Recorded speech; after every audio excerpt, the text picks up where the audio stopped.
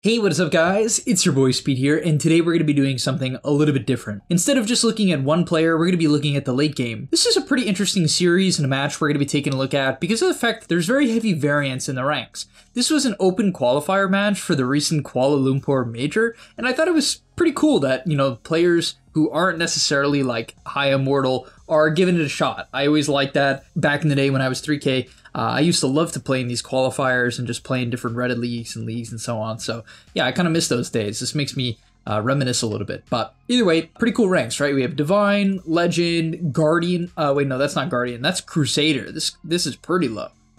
He's keeping up. He's keeping up. And then from there, yeah, we have Crusader. We have Divine. And we have an Ancient. So yeah, we're going to be looking at the late game, and I want to talk about late game decision making, how to find openings, how to push in creep waves, and the main thing we're going to be doing is looking at the map. So this video will be for, advanced players or people really trying to push their game to the next level, and let's get into it. Alright, before we get into the main part of the video, I do want to let you guys know that I'm not only posting videos here on YouTube, I also frequently post videos on the website. If you don't know what I'm talking about, almost every single day I'm posting a new video to the GameLeap website. We're going to teach you guys in depth about how to get to the next level. So if you want to become absolutely broken, click the link down below and sign up. For a little bit of context, the Ursa is having a very, very good game right now, and so is the enemy Lifestealer. It's basically a battle of the carries and who can enable them, and the Lifestealer team ends up coming out on top. But either way, let's kind of get into the general movements of the map right now. So the main thing you obviously want to keep in mind when it comes into the late game is Roshan. Roshan's not up right now, but I do like the fact that the Radiant is postured in the area if it is going to be respawning. From there, they see multiple heroes showing top. I believe this Grimstroke is a bug, they don't actually see him. But right now, I don't mind what they're doing. I think staying together and being ready for a team fight is the right idea. Now what's really crazy about this is that the Lifestealer just hits the portal. I mean, this is reasonably insane, right? I do think it's good that he at least has a Dawnbreaker to save him if he gets gone on.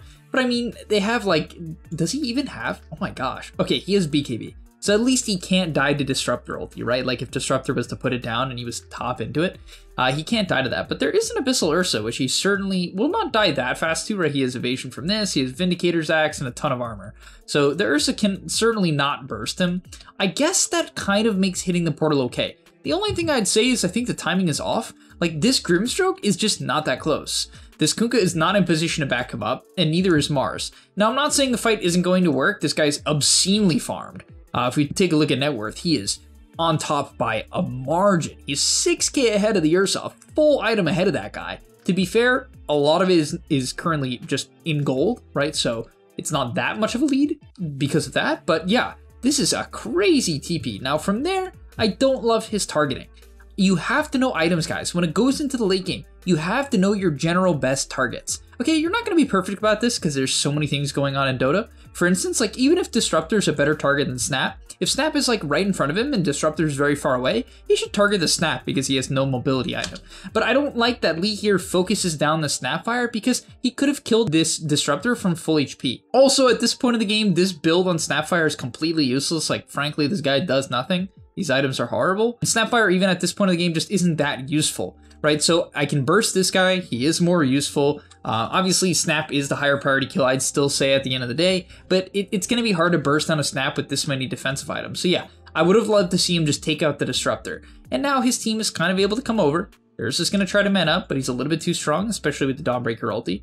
I would say that I would like to see him trust in his Dawnbreaker a bit here. There's no real reason to BKB. You're never going to die to this Ursa if you're getting Dawn ultied, right? The Dawn Axe is 60% evasion on the ulti and a ton of healing, 90 per tick, right? And then of course he's gonna have Greaves when he comes in. So in my opinion, there's no real reason for him to do this. He's also gonna have Ghost Ship and Kunkka spells. And let's also quickly get into the Kunkka spells because I have a big problem with how most Kunkkas execute teamfights.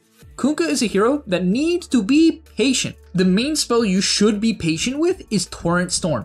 Do not, guys, do not just chuck out Torrent Storm at the beginning of the fight. All right, this is huge because people will go in. They will say, okay, I want to use my Torrent Storm. It's the main point of my build. But the problem is these guys are both BKB. Just wait, right? He should wait the 4 or 5 seconds and then go. I don't mind the boat because that's going to give rum. I don't even mind Torrent to try to force BKBs or X or Tidal Wave for the same reason because they are low committal. You're not getting off 2 Torrent Storms in a team fight. 70 seconds is way too long. So yeah, they're going to win the fight anyway, but it's definitely not the right idea, right? To just click Torrent Storm like that. Please, guys, like if this game was closer, that easily could lose them the team fight if he was to just kind of chuck that out nonchalant. So good cleanup on the fight there. Usually I hate people hitting the portal, but frankly, there was actually no way for them to kill him. Like literally, I don't think there's any combination that kills him through Dawn ulti. I unironically think there's nothing. Like even if they perfectly casted every spell, I think there's a chance he lives, especially with like Grim Shard and Rum as well from Kunkka. Okay, from there, so they pick up the Aegis. Lifestealer's got that acquired.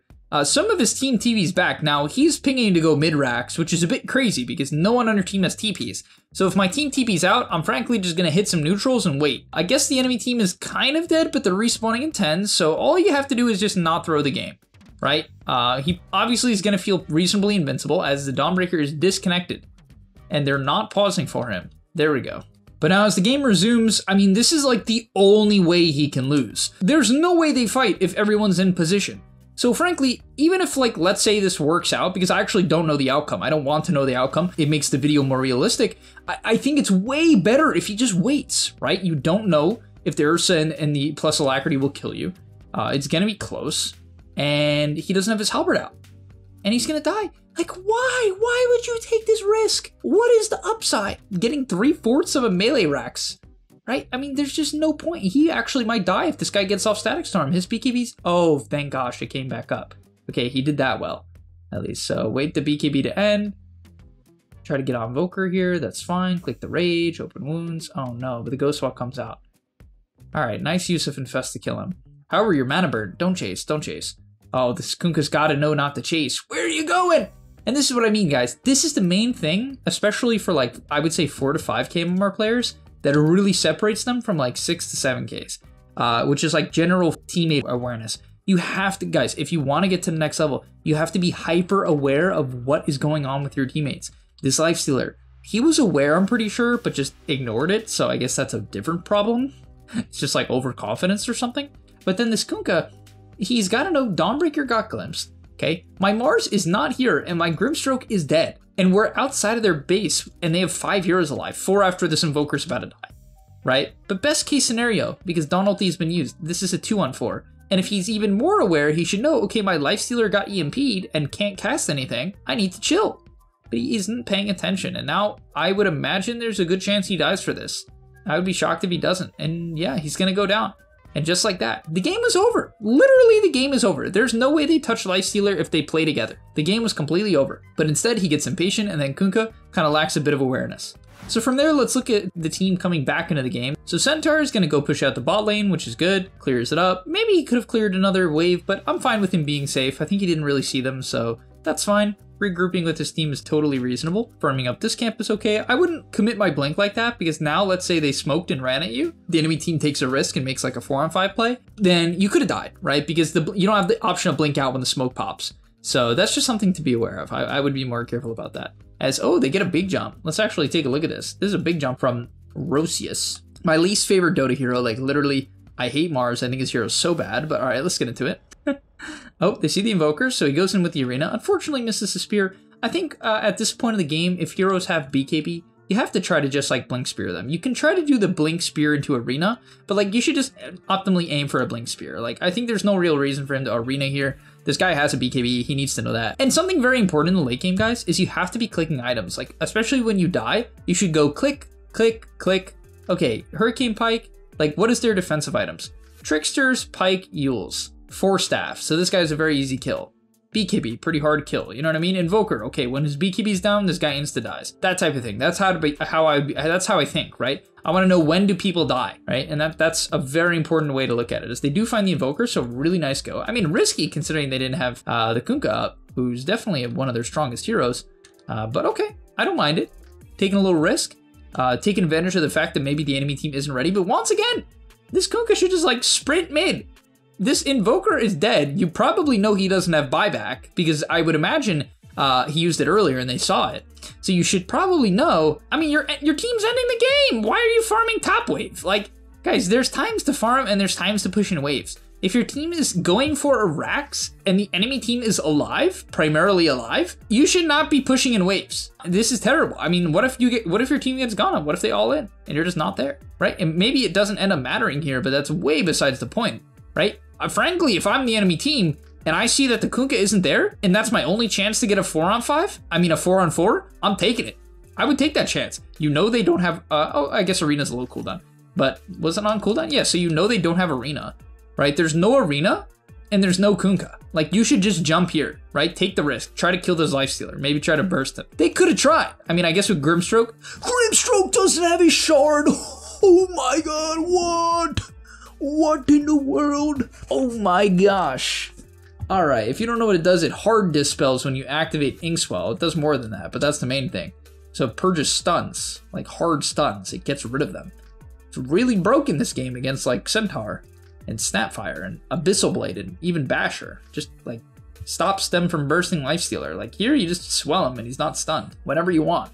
But okay, kind of a bad time to jump considering now the Mars has Arena again and now the Kunkka has shown up. And at this point, yeah, I mean, they have Dark Portrait too, which the positioning going on here is insane. What is happening with the Ursa? Did he get hit by some random torrent? He's farming up top wave. Oh, I see, the Mars goes on him. Mars went on him alone. So the big thing I'll say, guys, if you want to really get to the next level, it's all about the awareness of your teammates, especially in the late game. Where are my teammates and can they connect to what I'm doing? You have to know that this guy is not an easy burst, right? Especially with the positioning of his teammates. They don't have a follow-up chain stun with Kunkka and Grimstroke here. He's not going to die. And so, yeah, maybe you could force his BKB or something. And you could argue, oh, this is so good, actually. He's canceling Ursa Blink. Like, yeah, somehow, right as he goes on Ursa, the Centaur blinks. It is very good in this case. Like, I will admit, this jump ends up being, like, semi-legit, because it sort of isolates the Centaur. But, I mean, it's not a good play, right? You can't look at it like that, guys. He jumped because he wanted to try to kill Ursa, which is just not a good idea in this case. No one was close. When you jump, you need to make sure people are close. Right? You have to make sure. You have to make sure. And here, the Grimstroke, I mean, I would not be trying to Q this guy. I would have zero priority on casting Stroke of Fate in the late game, guys. The last thing you should be worried about in late game teamfights is like the flat damage nukes. You know what I mean? You know what I'm saying? Gentlemen, it is not the priority. This is the priority. Dark Portrait, Phantom's Embrace, and your 3 defensive items. Like, he should know my main goal is like Yule's the Ursa, dispel the overpower, help not get bursted by this guy, because this guy can just kill him in a second. Unless he gets his blink canceled by an auto attack from Grimstroke. Which is why you have to kite out. If you're a blink hero, guys, just try to wait a little bit because his blink's going to keep getting canceled. Wait, this game doesn't end here. How does this game last an hour? Oh no, it lasts 54 minutes, I see. How does the game not end here? I actually want to see how they throw. They have to like dive the fountain to lose. Alright, so Lifestealer's going in. He's kind of almost out of mana. I guess that maybe that's the problem. He actually might run out of mana. Yeah, he's going to run out of mana. Oh my god, they force-staffed him in. They force-staffed in their Lifestealer and he has no mana. Okay, he gets healed up. No! Oh my god, he's 4 mana short! Oh my god, he couldn't get his rage off! That's crazy. He kept getting like EMP'd or mana burned. I don't even know what he was getting burned from. I know EMP, but it seemed like there was something else too. What did he click? Did he click a button that wasn't rage? How did he lose mana again? It's like, I understand here he has no mana, right? So he gets gone on, clicks Halberd, which is kind of a waste at this point in the game. There's just not even a threat. So that's sort of a waste of mana, to be honest. Gets EMP'd, fine, but then he gets mana back from, I don't even know what. Greaves? Greaves. And he has mana for Rage. What does he... Oh my god, he clicked Abyssal Blade. He prioritized Abyssal Blade over... I guess maybe he didn't think it would matter, but oh my... No! What a disaster. He would be totally fine if he rages here. Oh my gosh. If he rages, kites out, and gets off Infest, the game is over. Like, that's why Dota's just a crazy game, guys. It's all about small stuff, and that's why you just...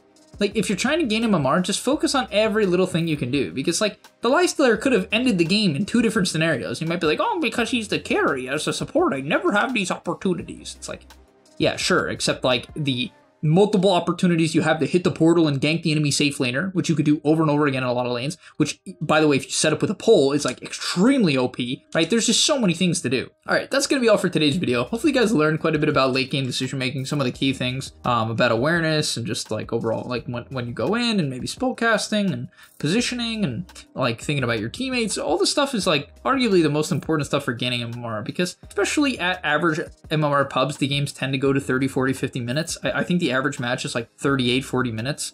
And so if you're good at team fighting, you're going to have a huge advantage, because that's going to dictate the majority of the game at this level. Unless you're like a beast at laning, but most people aren't. So yeah, thank you guys so much for watching. Hopefully you enjoyed. I'll see you in the next one, and I'm out. Peace. And that's all, but remember, before you leave, come on, before you tune out, subscribe to the GameLeap website, where we are going to help you get to the next rank. If you're stuck, click the link down below, and I'm out. Peace.